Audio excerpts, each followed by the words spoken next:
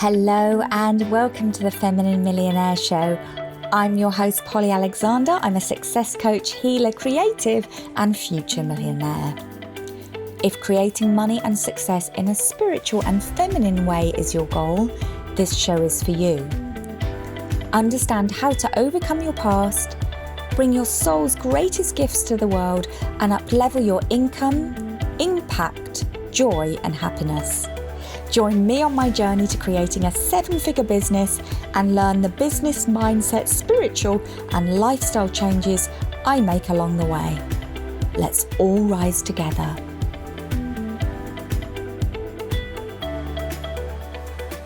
Hello and welcome to today's episode of the Feminine Millionaire Show. This is episode number 50. Oh my gosh, I can't believe I've recorded 50 episodes. We are nearing the 1-year anniversary of this show. Thank you so much for being with me on this journey, for all of your reviews, for your DMs, for your kind feedback, and for sharing that this show has inspired you. I have grown to love doing it. I'm not going to deny in the beginning, it took a lot of pushing past procrastination and fear to actually get started. But we're here. We're here a year in, and it gets better and better every single week. So thank you so much for being on the journey with me. Perhaps I'll talk more about that journey in our anniversary episode. But today, for the 50th episode, I want to talk about how I manifested buying my dream home on Ibiza. This week, I'm going to share a story woven with learnings, with approaches and philosophies. And I will, at the end, summarize the key steps that I took from this story and the key takeaways that will support you to manifest your own dream home. Today, you're going to hear about my own limiting beliefs about what was possible and how I overcame them. You'll hear about the process of actually manifesting, the risks I took, the leaps of faith, the actual actions I took, and what I chose to keep believing. I'm sat here in a home I never thought possible, recording this for you. If you listen carefully, you might hear the poms snoring in the background. I'm actually sat in my art studio, which overlooks the sea, and I feel very, very blessed. But it's not lucky. There is no luck involved. There was holding a vision for a long time. There was taking big risks. There was believing in myself and the possibilities again and again and again, and holding the faith. And all of these things are possible for you too. So let's start. Sit back, make yourself comfortable, and we'll start at the beginning. So back in August 2019, so about 2.5 years ago, I was living in the Hollywood Hills. I just celebrated my first 6-figure month and signed contracts in the business. I'd launched the Thrive Beautifully Mastermind, done my first live events, and I decided to head to LA and spend 3 months over there over the summer. And I was in this gorgeous apartment up in the hills. There was a fountain in my little private garden with hummingbirds that would come and land.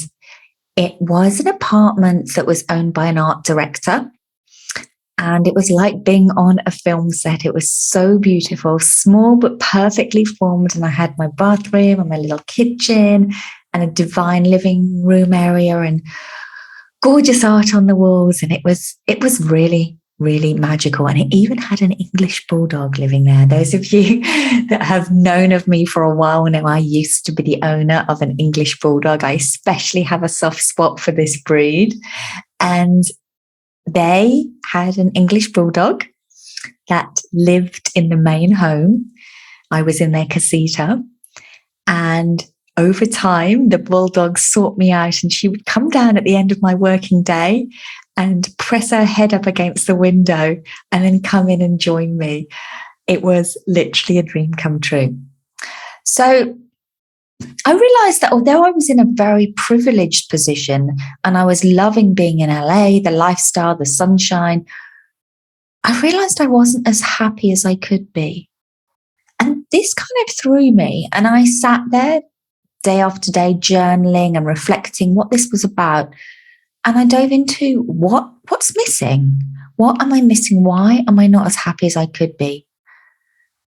I thought about what would make me happy right now, not what used to make me happy or what others said made them happy or what should make me happy, but what was truly in my own heart. What was my heart calling for? What did my soul need? And I came up with 3 things. Number 1, a dog. Number 2, a home I owned, somewhere I loved. And number 3, an amazing relationship. I thought, this is not that convenient. My business might be doing really well. I'm living in this amazing apartment in this amazing location. I'm working as I travel. But a dog? That's totally impractical for a digital nomad. I mean, if you go onto Airbnb, you'll see that it reduces the places you can stay in with the dog by about 95%. And how am I going to travel around the world with a dog? And how am I going to manage the demands of a fast growing business with a dog? I didn't have these answers. The second thing, a home, a base in the world. I've been traveling for the previous 5 years. And at that particular time, I didn't actually have a home. So I owned an apartment in London that was rented out. And all of my belongings were in Ibiza in storage. And so essentially I was living like a nomad, albeit one with 3 suitcases, an extensive wardrobe, and a semi-mobile crystal collection. I knew I wanted to own my own home, somewhere I wanted to actually spend time. But there were too many reasons why it just wasn't possible in my mind. Firstly, it takes 2 incomes to buy a home in most places I would actually want to buy. And I was single. How on earth was I going to be taken seriously by a bank or mortgage company? Secondly, I was self-employed with no guaranteed income, which in the eyes of the banks makes me very high risk for a loan. Thirdly, I just simply didn't earn enough. Fourth, I didn't like what I could even afford anyway. And fifth, I didn't want to own a home in London. Although I did have one, I realized I had no interest whatsoever and no connection to it being home. So, as you can hear, there are a lot of reasons why on paper it was impossible. But that's never stopped me. So, number 3, the third thing my soul was calling out for was an amazing relationship. But somehow this seemed to be something I had less control over. Because when you're manifesting a partnership, a soulmate relationship, you're looking at 2 people being in the right physical, emotional, energetic spaces and life stages at the same time. And then their paths actually crossing. So I decided to focus on the things I could control, the dog and the home. But as I said, somehow these just didn't really seem attainable. So what did I do? Well, I sat down, I made a list of everything I could do to get the ball rolling. So I started property searching in Mexico, in Ibiza, and I thought, okay, there's going to be somewhere in the world that I'm going to like, that I can afford to buy. So I started in Mexico, despite the fact I had never been there. The joys of the internet, we can surf property all over the world without ever having visited. The second thing I did is I gave my tenants notice on the apartment in London. So I started acting as if I was going to sell it. And I appointed an agent for the apartment to sell it. So I'm going to fast forward 2 months now. And I am in Ibiza for a live Thrive Beautifully Mastermind 3-day event. And at the end of the event, I stayed on a few days at the hotel.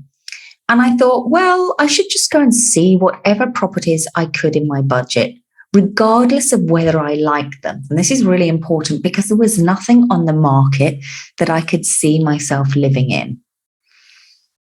And as all of you homeowners will know, that whenever you buy a home, there's always going to be some kind of compromise somewhere along the journey, unless you have an unlimited budget, which no one ever has, right?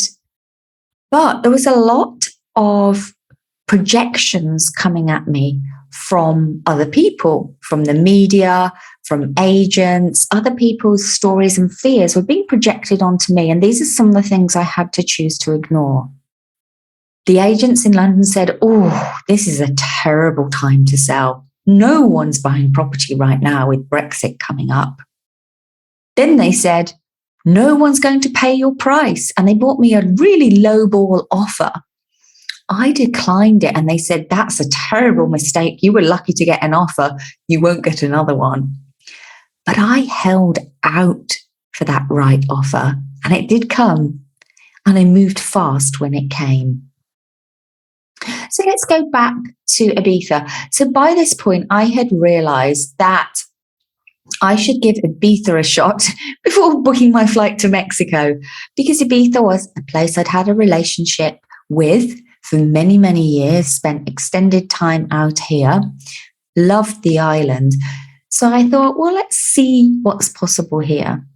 And through a few years of renting properties, I'd gotten clear on what I wanted.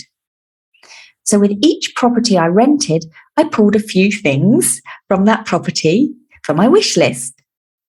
So I knew I wanted something white, light, bright, with amazing light, with 2 bedrooms and amazing views of ideally both sea and the landscape and trees. And then as I moved to new places as a tenant, I, over time, added a desire for a utility room. No neighbours above the bedroom, and even space for a bath outdoors where I wouldn't be overlooked. I did actually have that in one of my dream apartments. I had a bath outdoors next to the forest where I could bathe under the stars when I wasn't overlooked. So I'd identified the area I most liked, but I was pretty open on where this property could be. Now, remember, I'd chosen to go and visit some properties I didn't really have any interest in. But once I started the ball rolling, when I was at one of those properties, the agent asked me what I liked and didn't like about it, and then told me about a property that wasn't yet on the market. So I went to see that, and it was still in construction, but it was a really good option. So I had that down as a possibility. And then, surfing the net, I came across a wild card, a half-finished refurbishment that was out of my budget. But something inside me told me to call them anyway. They explained that it was already under offer. But then the next day they called back and said the offer had fallen through and I could view it. Now, taking that philosophy of doing what you can, taking whatever action you know to take without trying to predict the outcome, I went to see this property. It was in my dream area, and as I drove down a steep hill, there were the most spectacular views of ocean. In fact, back in 2017, a few years before, I used to walk around this area on a Sunday, and I used to think, wow, imagine living around here. It's so spectacular. I used to admire the super villas and look at the views and just really love it. Then something happened. There I was in my hire car, driving down the hill, and a giant rainbow appeared. A huge rainbow over the sea. I glanced down at the speedometer and it said 11,111 kilometers. 11111. I couldn't believe it.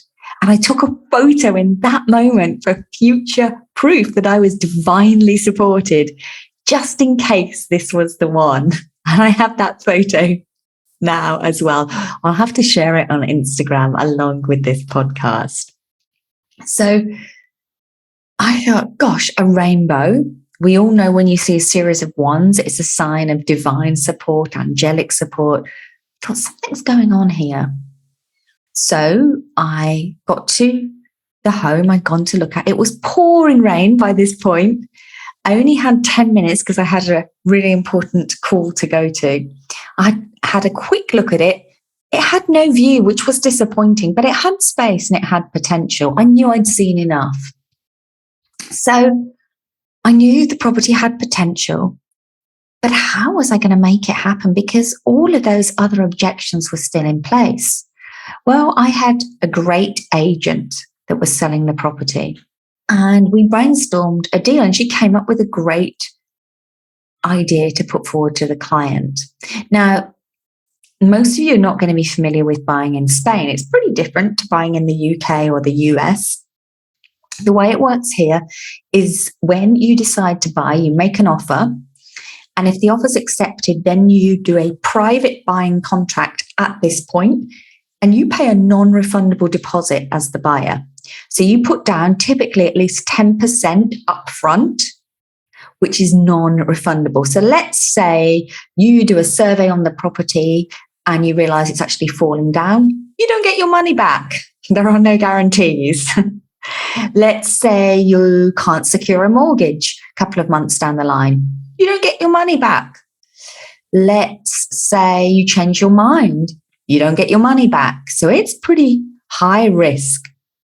Now, if the seller pulls out, they have to pay you your deposit back twice over, right? So you're pretty secure that the seller's not going to pull out. You're not going to get gazumped. They're not going to go for another offer. So there is a security in that. But there was a big issue. I didn't have the money. I didn't have 10% sitting in the bank. Now, notice that I didn't let that be a barrier to getting my manifesting going. I didn't say I've got to have the deposit before I go out looking, because that's not how manifestation works. I went out looking and I acted as if I did. And I waited until I had a really strong purpose for the money before I called it in. So that wasn't the only issue when it came to finances. As a non-resident buying in Spain, there was a limit on how much of the purchase price you could borrow, typically around 60 or 70%. So if you are looking to secure a mortgage, you could only borrow up to 60 to 70% of the value of the property. You have to raise the rest yourself. And there's about 15% fees to pay as a non-resident. So that was around 45% of the property value needed in cash. If I'd really thought this through, I wouldn't have got on that plane. Sometimes naivety is an asset. But I was determined. I had this sign, I had the ones, I had the giant rainbow, I had a feeling inside me. This is supposed to be mine. I just feel like it's supposed to be mine. So I spoke to my financial advisor and we came up with a plan, remortgaging my existing property further to free up some capital to get the deposit. Remember, this is just stage one. You have to get the deposit to put down at the same time as the buying contract. So I was up against the clock. Those of you that have arranged a mortgage will know it can take weeks and weeks in the UK, sometimes months. And I was up against the clock and there was nothing I could do until I had that money. There were other buyers interested. A developer flew in to look at it. And I had to hold the faith throughout and have nerves of steel. But what I also want to share is that I wasn't completely attached to it. I got this other place, this place that was under construction. I really liked that. And I said to the universe, bring me the highest and best property for me. And because I had this other property, I cultivated non-attachment. I surrendered while still acting as if this was on its way. And non-attachment is an overlooked piece with manifesting. You can squeeze the life out of a manifestation when you're so focused on making it happen. So I acted as if I had the money. I negotiated on the property and I hired a lawyer to start preparing the buying contract, all before the deposit money had come through. Right before Christmas 2019, the funds came through. And on Christmas Eve, I got an offer on the apartment I was selling in London. It was all looking really good until it wasn't. It was dragging on and on. A few weeks into January, nothing was actually getting signed. Everyone was blaming everyone else and the holidays and the Spanish lawyer and the bank. And technically, I was no closer than 6 months prior. It was just still an idea. So what did I do? I decided it was time to take a big act of faith. I got on a plane with Teddy Pom Pom and 7 suitcases, and I moved to Ibiza to live in a hotel. I left behind in London my apartment with everything: the bed, the sofa, the printer, the kitchen cupboards, the cutlery. I took a huge risk. I acted as if this sale was going through. I will never forget that flight out of the UK with Teddy Pom Pom sat next to me. Don't tell anyone. Shh. On the plane. And we moved into the Ocean Drive Hotel in Ibiza for an indefinite amount of time. Teddy Pom Pom's food went in the freezer. And the night after I arrived, I hosted a webinar. It was business as normal. I hosted a webinar and I signed £30,000 of sales as a result of that webinar. And then in the morning, I went to the lawyer's office and I sat there in person until we could thrash out this agreement. I was one step closer.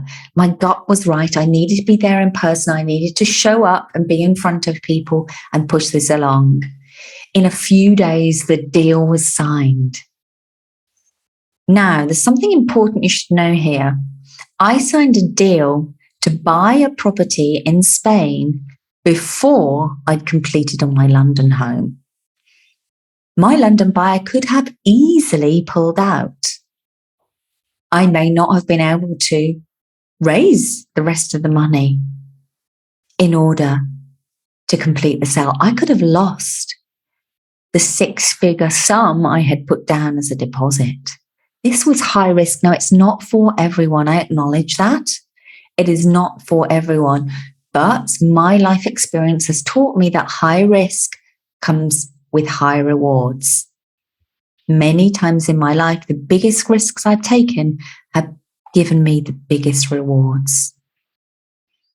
In true Ibiza fashion, somehow the keys to the house went missing and I found myself still living in the hotel. But just to be super clear, this was just the deposit. So all of the paperwork had to go through, but could only go through once I'd completed my sale in London. I'd signed a deal to rent the Ibiza home in the interim. Very, very unusual and surprisingly fortuitous. The day I left for LA, my London sale went through. It was the 28th of February, 2020.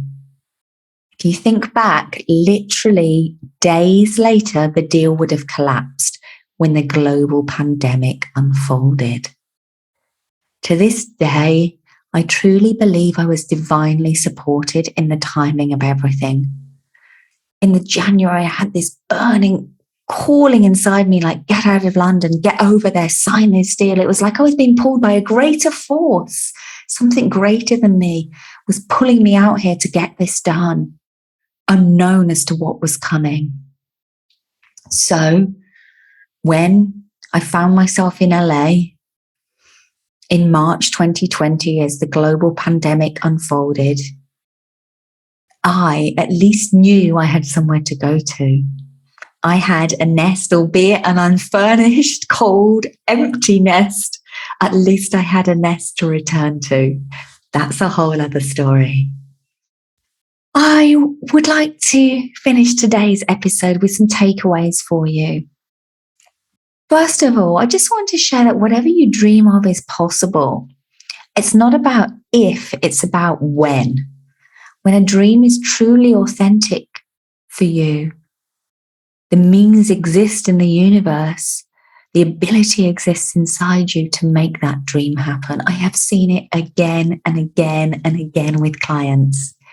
In fact, one of the women in my Thrive Beautifully mastermind, she just manifested her dream home 13 months ahead of schedule. When she came to join the mastermind, one of her goals was to decide where she wanted to live in the world and then buy a property there by the end of December 2022. In November 2021, she moved into her new dream home in her new dream location. So be available for it to come sooner than you expect. So takeaways. What did I do that made this possible? The first one is I dared to dream. I dared to dream.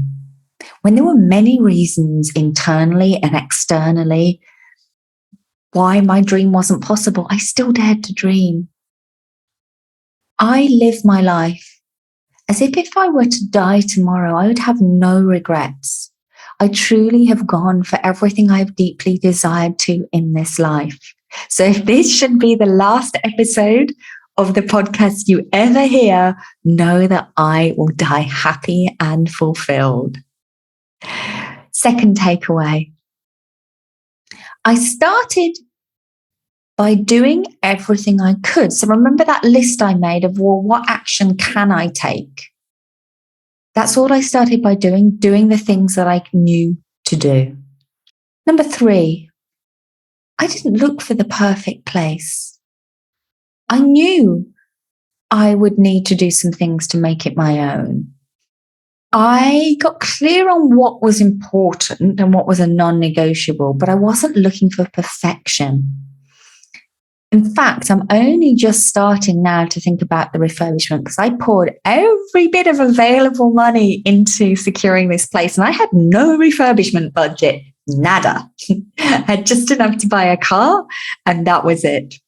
And so just now, a couple of years in, I'm starting to think about the renovation. Number 4, I didn't obsess over it. So I was laser focused and I visualized every single day and I called in the support of the universe. But it's not all down to us. We can choose to take the action we know to take, but it's not entirely our decision. The timing is down to the universe on these big life moves sometimes. So there is a place for surrendering and acceptance. Number 5, I took big risks. And underpinning those big risks were the belief that there is always more money available. I can always make more money. So when I put that large 6-figure deposit down to secure my deal, I could have lost that. It was extremely high risk. But I knew that if I lost that, that wouldn't be the end of me and that I could go out, help more people and make more money. I trusted my intuition implicitly on this one. My intuition told me to do it and I followed it. And then I looked for signs.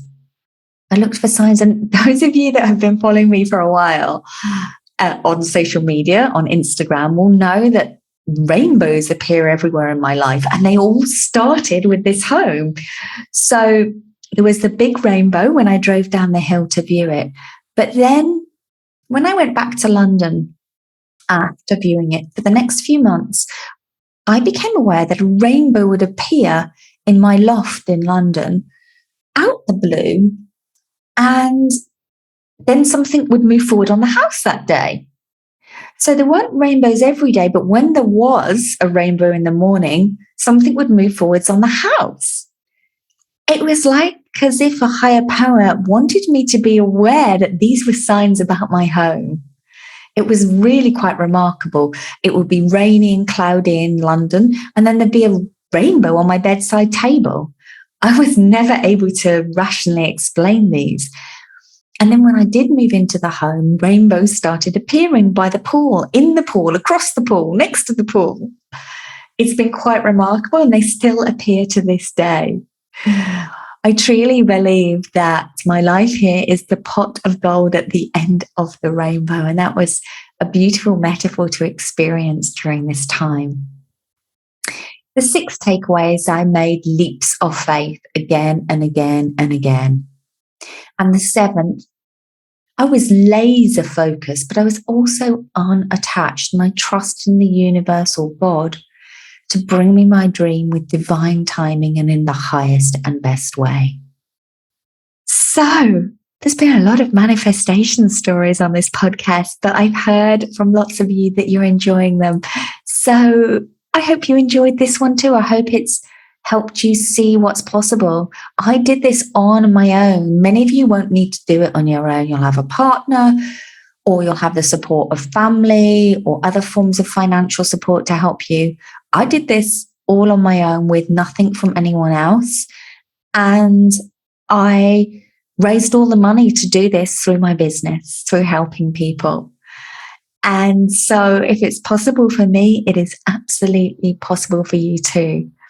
One of my bigger life lessons has been independence. And so I have had to do a lot of things on my own that would be way easier if I could do them with someone else. But we all have our different life lessons, and it's much easier to embrace them, to see the gifts, and to make things happen anyway. So I hope today's podcast has helped you see that within you is the strength, the perseverance, the determination, the possibility to make your dream home happen. It's been a pleasure sharing my story with you. Have a wildly abundant week dreaming of your next dream home.